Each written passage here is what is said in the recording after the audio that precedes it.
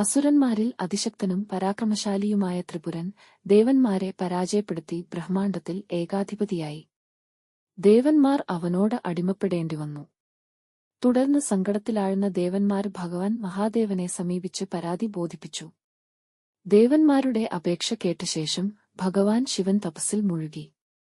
ത്രിപുരനെ നശിപ്പിക്കാനുള്ള ഉചിതമായ മാർഗം കണ്ടെത്താനായി അദ്ദേഹം ദീർഘനേരം ധ്യാനിച്ചു. ഇതിനുശേഷം ഭഗവാൻ കണ്ണു തുറന്നപ്പോൾ അശ്രുബിന്ദുക്കൾ താഴെ വീണു. ഈ ബാഷ്പബിന്ദുക്കളിൽ നിന്നും പല നിറങ്ങളിലും രൂപത്തിലും വൃക്ഷങ്ങൾ ഉരുത്തിരിഞ്ഞുവന്നു. അതാണ് രുദ്രാക്ഷവൃക്ഷങ്ങൾ. ഭഗവാന്റെ സൂര്യനേത്രത്തിൽ നിന്ന് രക്തനിറത്തിൽ 12 തരത്തിലുള്ള രുദ്രാക്ഷങ്ങളും ചന്ദ്രനേത്രത്തിൽ നിന്ന് വെള്ള നിറത്തിൽ 16 തരത്തിലുള്ള രുദ്രാക്ഷങ്ങളും അഗ്നിനേത്രത്തിൽ നിന്ന് കറുപ്പ് നിറത്തിൽ 10 തരത്തിലുള്ള രുദ്രാക്ഷങ്ങളും ഉണ്ടായി. രുദ്രാക്ഷം ധരിക്കുന്നത് ശിവാനുഗ്രഹം ലഭിക്കാനും മനസ്സിനെ ശാന്തമാക്കാനും രോഗങ്ങൾ നശിപ്പിക്കാനും സഹായിക്കുന്നു. ഭഗവാൻ ശിവൻ ത്രിപുരാസുരനെ നശിപ്പിച്ചതിനുശേഷം രുദ്രാക്ഷങ്ങൾ മഹാദേവന്റെ അനുഗ്രഹം കരസ്ഥമാക്കുന്നതിനുള്ള ഒരു ദൈവീക ഉപായമായി പ്രചരിച്ചു.